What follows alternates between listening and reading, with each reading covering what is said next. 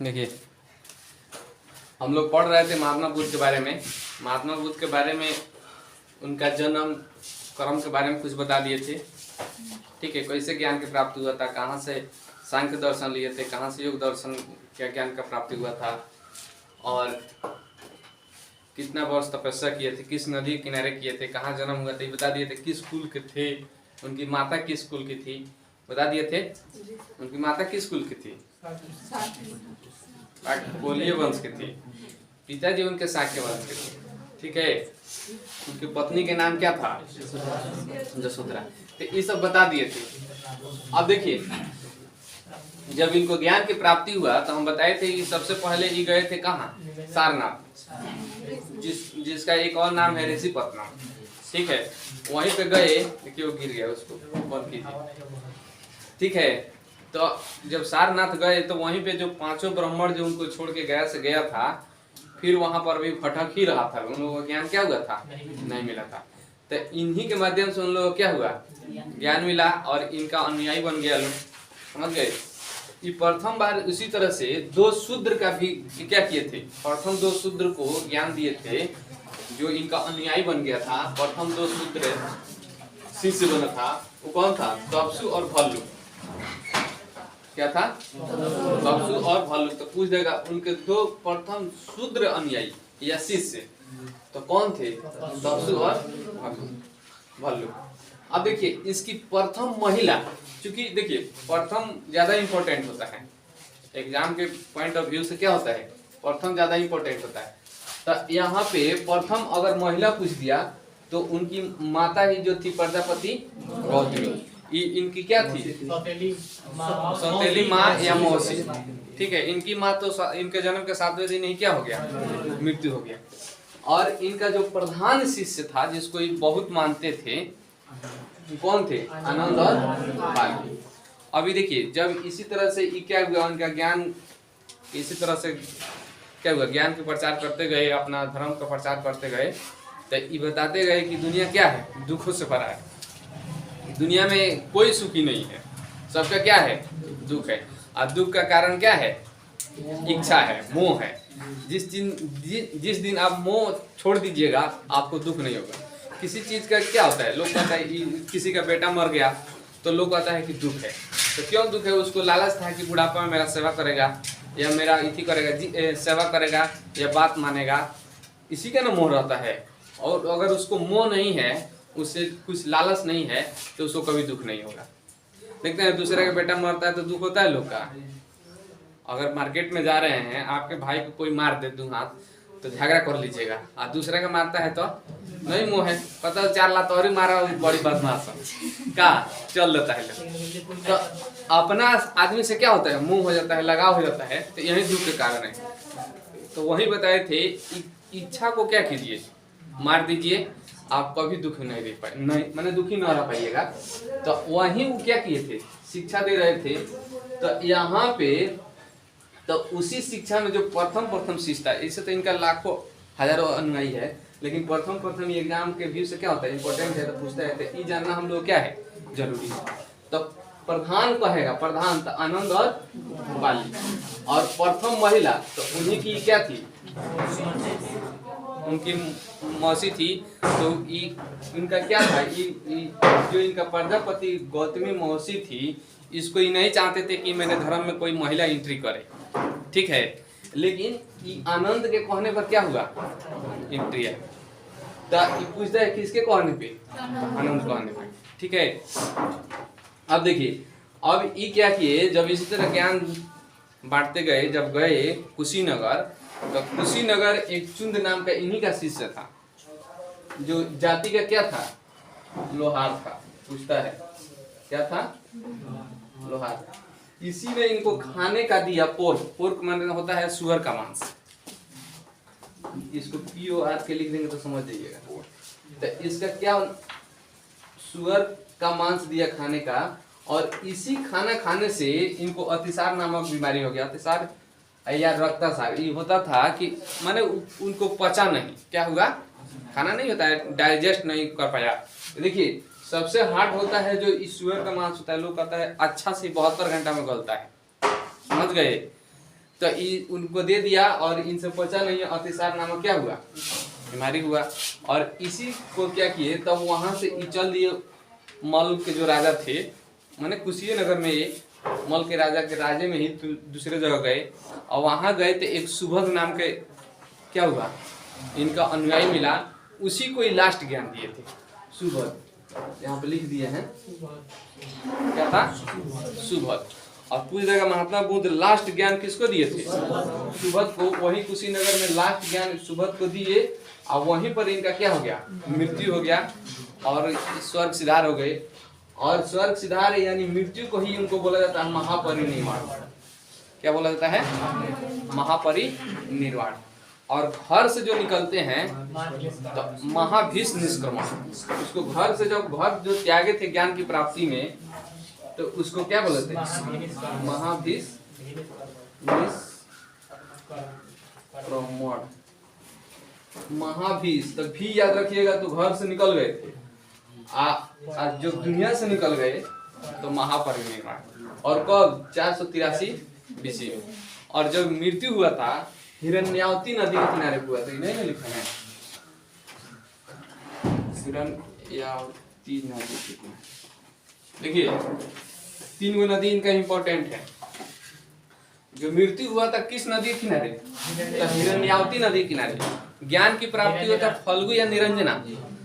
और जब घर से गए थे, जो मुंडन कराए थे, तो किस नदी किनारे, अनुमा, बताए थे ना। तो घर से गए, मुंडन कराए, और वहां से निकल गए, तो अनुमा नदी के किनारे उनका मुंडन हुआ। गहना उना सब त्याग दिए, बोले कि कुछ नहीं, सब मोह माया है। वास्तविक गहना तो ज्ञान है, यही ना है।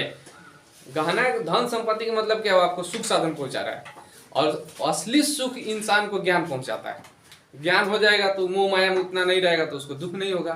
और कितना धन है, हाव किए हैं, और धन हो जाए, और धन हो जाए, और धन हो जाए, तो आप क्या है, सुखी नहीं है। समझ गए। तो उनका यही का नाम था। तो जब घर से गए तो अनुमा नदी के किनारे मुंडन कराए, जितना गहना पहने थे वो अपने सारथी को क्या किए, चलना जो उनका सारथी था उसको दे दिए, बोले कि ले जाओ इसको, जो मर्जी करे कर लेना। और वहां से ज्ञान की प्राप्ति में निकल गए। देखिए वो कितना बड़ा राजा के पुत्र थे, मतलब उनका राज चलता था, फिर भी धन को क्या किए, त्याग कर दिया। अगर उसी धन के रूप में रहते तो अभी तक उनका कोई नाम नहीं जानता। लेकिन ज्ञान की प्राप्ति में पूरा धन को क्या किए, कि बोले कि मुंह माया है, तो इसीलिए निकल गए। आप लोग हाव किए हैं क्या, आप लोग तो घर से निकले ही ना है। हम फीस मांगते हैं, फीस कभी नहीं मांगे हैं। मांगे हैं फीस, फी मांगते हैं। देखिए वो दक्षिणा है। देखिए आजकल के जमाना में अगर मान लीजिए जिंदगी जीने के लिए तो कुछ संसाधन चाहिए, और संसाधन जो है तो वो संसाधन तो आप लोग खा पी लीजिएगा, आप फी नहीं दीजिएगा तो हम नहीं खरीदेंगे, तो हम किस तरह रहेंगे, त्याग दें। तब ये बेकार हम पढ़ा रहे हैं, क्या ध्यान दे रहे हैं। हाँ तब तो ज्ञान तब हम घूम के बांटेंगे, तभी की जगह नहीं बांटेंगे। हमारे साथ आप लोग अनुयायी बन जाइए। चलिए क्या सुनिए, अभी क्या है कि कभी मान लीजिए कभी तबीयत खराब हो गया, कभी कपड़ा गंदा हो गया तो सरफ खरीदना है, कभी दवाई लेना है, समझ रहे हैं। तो ये सब रुपया की जरूरत पड़ेगा कि नहीं। हाँ सरकारी जॉब हो जाएगा तब सोचते हैं, मैंने हम सोचे हैं कि फ्री में पढ़ाएंगे। अभी कंफर्म नहीं बता रहे हैं, मैंने सोचे हैं क्या। अच्छा सही में हम सोचते हैं उतना धन दौलत फिर में नहीं रहना चाहिए। अगर कितना हूँ धन कमाइएगा तो एक दिन छोड़ के जाना ही है, मैंने धरती अपने छोड़ के जाइएगा, मर जाइएगा। हिसाब देखिए, फाइनली हिसाब आपके कर्म का होता है, समझ गए। आप कितना धन कमाए उसका कहीं हिसाब नहीं होता है, आप कितना अच्छा कर्म किए उसका हिसाब होता है। लेकिन लोग इस पर ध्यान नहीं देता है, सोचता है किसी तरह से लूट के बना लें। ठीक है, अगर लूट के ला रहा है, एगो ईमानदार है, 1 रुपया नहीं कमा रहा है, तो समाज में कहेगा ये बोका है, ये पढ़ लिख के चौपट है। ठीक है, एगो मूर्ख बना के खूब पैसा कमा रहा है, तो समाज में उसी का लोग एग्जाम्पल देगा, उसी का माता पिता कहेगा लोग ये देखो एगो वो देखो। एगो पढ़ लिया है, पढ़ के मान लीजिए वो पढ़ा रहा है, चाहे अभी स्ट्रगल कर रहा है आगे बढ़ने का, एगो छोड़ दिया पढ़ाई, चल गया बाहर, तुरंत 5000 रुपया भेज देगा घर है, देखो कर लेगा 5000 रुपया भेज दो। ठीक है, आएगो ही बा अभी हर महीने में 2000 चढ़ावे करी। तो उन लोगों को देखिए, तब वो क्या करेगा ना, 5000 10,000 तो हर महीने भेजेगा। जब शादी होगा तो बाहर जाइए नहीं करेगा, घर रहेगा आ घरे में कहेगा हिस्सा लगाओ, इतना खेत हमरा के दो, ठीक है। रात दिन झगड़ा होगा। आज जो पढ़ लिख के स्ट्रगल कर लेगा तो अभी नहीं, लेकिन बाद में रुपया कमाएगा तो उस पैसा से उसको क्या होगा, उसके माता पिता का भी सुख मिलेगा, घर परिवार का भी। अब उसके फैमिली में क्या होगा, सब एकजुट रहेगा, उसका परिवार लगेगा स्वर्ग है। आज जो अभी कमा रहा है तो बाद में उसको सब भाई में झगड़ा होगा, ठीक है। सब्जी बनेगा तो एगो हेने चोरवा देगी, एगो हेने चोरवा देगी, ठीक है। कोई खाए के बाद वैल्यू खुआएगी वाले के, उसके बाद उसी में भाइयों में झगड़ा हो जाएगा। तब कहेगा कि तब क्या होता है, बंद हो गया, चालू है, मैसेज आते रहता है।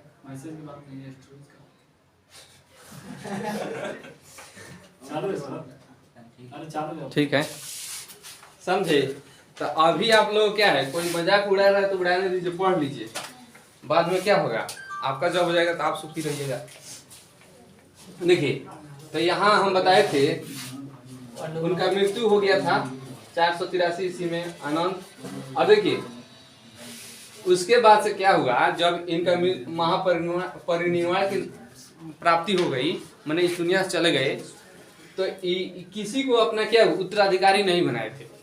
महात्मा बुद्ध जैसे जैन धर्म में होता है 24 को तीर्थंकर मिलते हैं, ऋषि पद्मनाभ महावीर ये सब मिलते हैं, लेकिन इसमें क्या था, कोई नहीं था, महात्मा बुद्ध। और उसके बाद से आनंद और रूपाली सोचे लोग कि इनका हम आगे उत्तराधिकारी बने, लेकिन ये पहले ही बोल दिए थे क्या है, इन्हीं का जो वाणी है, जो शिक्षा है, उसी के आधार पर क्या होगा, धर्म का आगे विकास होगा या प्रचार होगा। कोई स्पेशल आदमी क्या होगा, इसका अनुयायी, माने उत्तराधिकारी नहीं बना, अनुयायी बन सकता। अनुयायी मतलब कि उनके धर्म को फॉलो कर रहे हैं, मान रहे हैं। और उत्तराधिकारी मतलब हो गया कि उसके जगह पर उसका नया आदमी आएगा, उसके अनुसार चलेगा। तो ये आनंद और रूपाली बनना चाहते थे, लेकिन ये नहीं बनाए थे, कोई दिक्कत।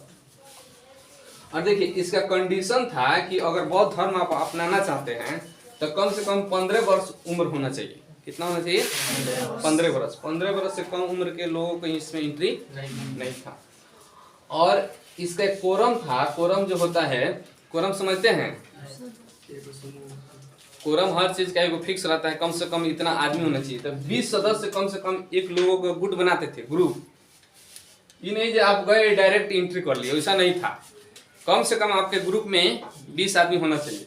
तो इन लोग कोरम था, कोरम एक ग्रुप बनता था, तब 20 आदमी उस ग्रुप में क्या होता था, रहता था। तो वही है कोरम।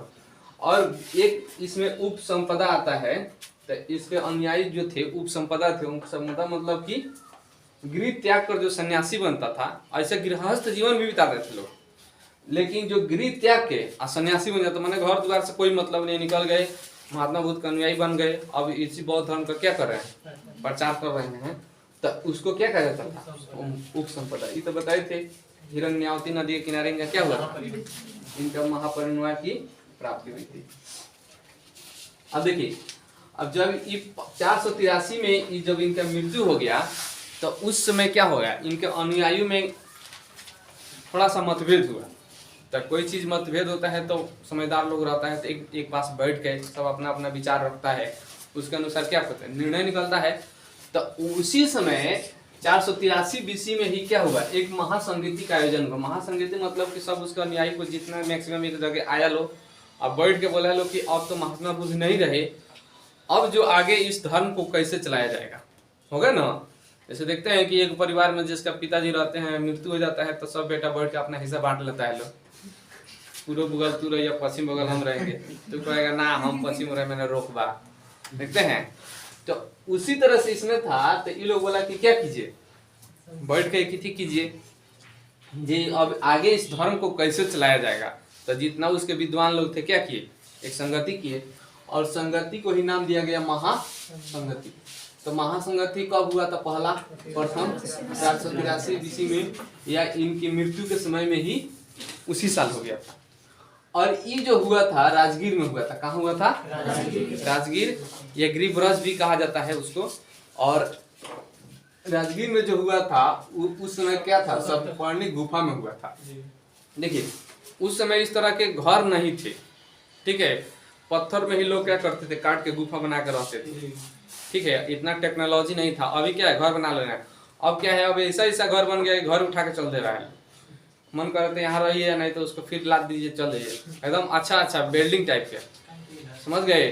टीना का बनता है, स्टील का, एल्युमिनियम का, खूब मजबूत रहता है। एक तुरंत उसको कस देगा तो 5 मंजिला हो जाएगा, जिस तरह से छत के घर बनता है इस तरह से। एक होता है प्लास्टिक का रहता है, हवा पंप लेकर चल देता है लोग, फिर खोल देकर पचक जाएगा, फिर कहीं पंप से कस दीजिए, गद्दा बन जाएगा, उसी में क्या कीजिए, सोच जाइए। और स्टेशन पर जाइएगा कि तकिया भी रहता है प्लास्टिक का, जिस तरह से फुलावना रहता है तो मजबूत अगर रहेगा, उस पर चढ़िएगा तो नहीं फटेगा, तो इसी तरह से रहता है। तो आजकल टेक्नोलॉजी बहुत बढ़ गया है। तो उस तरह से कौन गुफा में, सप्तपर्णी गुफा में। उस समय का शासक कौन था, बिंबिसार। 21 वंश था। पूछेगा उसका जो उसमें राजा था, राजा का मतलब ये हुआ कि पूरा संगति इसके राज में हो रहा है, इसके शासन काल में हो रहा है, जो रुपया खर्च होता था करता था। लेकिन उस समय तो अध्यक्ष कौन थे, महाकश्यप। अध्यक्ष मतलब कि इसी के अनुसार क्या होगा, चला। तो मेन अध्यक्ष, हर चीज का एक अध्यक्ष होता है ना, तो ये क्या थे, अध्यक्ष। तो प्रथम जो महासंगति हुई थी उसमें अध्यक्ष कौन थे, महाकश्यप। इसमें कार्य क्या हुआ, मान लीजिए कि बैठे तो कुछ ना कुछ तो कार्य हुआ होगा कि कैसे। तो इसमें जो कार्य हुआ, सुत पिटक और विनय पिटक, 2 पिटक की रचना हुई थी। कितने पिटक की, 2 पिटक की रचना हुई थी। इसमें जो निर्णय निकला, और सुत पिटक को रचना किए थे आनंद। कौन किए थे, आनंद। और विनय पिटक के उपाली, कौन किए थे, उपाली। देखिए सुत पिटक में ये था कि महात्मा बुद्ध के शिक्षाओं के बारे में वर्णन है। किसमें है, शिक्षा, उनके क्या शिक्षा दिए थे, क्या कैसे थे। तो उसी में क्या हुआ है, इसकी रचना हुई, इनके शिक्षाओं का रखा गया, जो आनंद किए थे सुत पिटक, समझ गए। विनय पिटक में उसके नियम, आचार विचार के बारे में वर्णन किया गया कि अगर मान लीजिए, तो महात्मा बुद्ध के शिक्षा के बारे में कि रहना है तो कैसे नियम से रहना है, किस तरह आचार विचार रखना है, इसके बारे में क्या हुआ, वर्णन मिलता है विनय पिटक में। किसमें मिलता है, विनय पिटक में। और इसकी रचना कौन किए थे, अब देखिए एगो, अब उसके बाद से ही प्रथम बौद्ध संगति, इतना ही तक सीखना है। सॉरी गलती लिखा गया ना, बिंबिसार तो हर एक वंश का था। अजात, ठीक है। देखिए बिंबिसार ये हर एक वंश संस्थापक था, ठीक है। वो 540 में क्या था, बीसी में बना था। तो उसके बहुत बाद क्या हुआ, अजातशत्रु बने। देखिए ये तो यहाँ पर ठीक है, कंफ्यूजन था। अब देखिए जो द्वितीय बौद्ध संगति हुआ था, सीधा इसके 100 साल बाद हुआ था। 483 में हुआ था, 383 बीसी में हुआ था। क्योंकि बीसी क्या होता है, टाइम घटता है। जो ईसा मसीह के जन्म से पहले के टाइम को क्या बोलते हैं, बीसी। तो इस समय क्या था, इसकी जो आयोजन हुआ था वो कौन स्थान पे हुआ था, वैशाली। इस समय के शासक कौन थे, कालाशोक। और ये कौन वंश थे, नहीं शिशुनाग वंश। किसका था, शिशुनाग वंश का था, ठीक है। देखिए अब इसका अध्यक्ष जो था वो कौन था, साबाकामी या साबामीर। कौन था, साबाकामी, इसको साबामीर भी बोलता है, या साबाकामी था, कोई दिक्कत। और इसका जो शासक था वो कालाशोक था। इसमें 2 कार्य हुए, एक जो होता है अस्थावीर और एक महासंधिक। यहाँ छूट गया है, महासंधिक।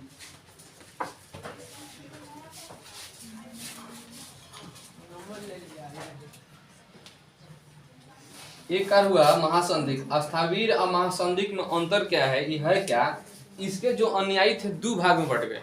क्या थे, माने 2 गो परंपरा को मानने लगे। महासंधिक, अस्थावीर जो थे परंपरा से आ रहा था, जैसे बौद्ध धर्म वैसे ही मानने लगे।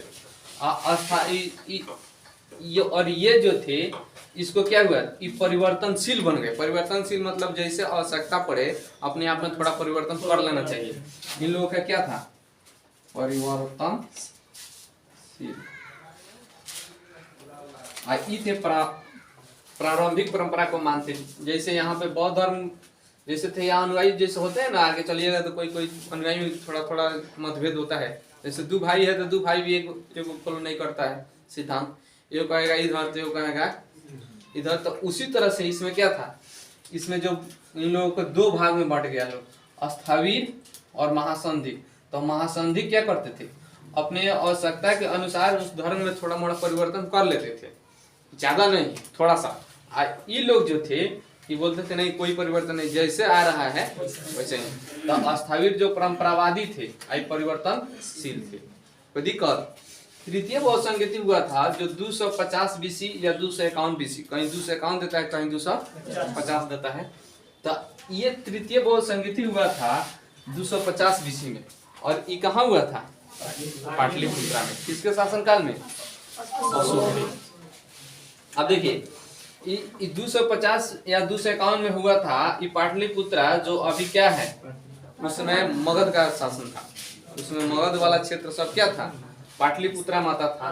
और इसका अध्यक्ष जो थे मोगलीपुत्र तीस थे। कौन थे, तो अध्यक्ष याद जरूर याद रखिएगा, पाटलिपुत्रा वाला मगध जो है मोगलीपुत्र तीस थे।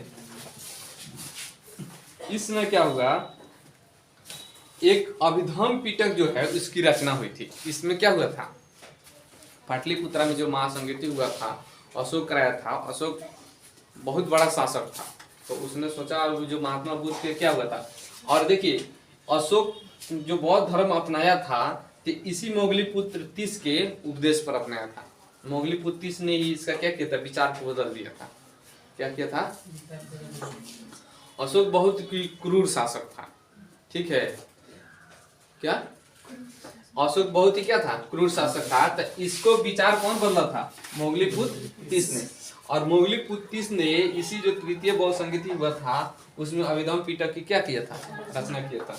और यही मोगलीपुत्र तीस ने किया था अभिधम पिटक की रचना। पीछे कौन किया था, ये अध्यक्षता भी किया था और एक रचना भी किया था।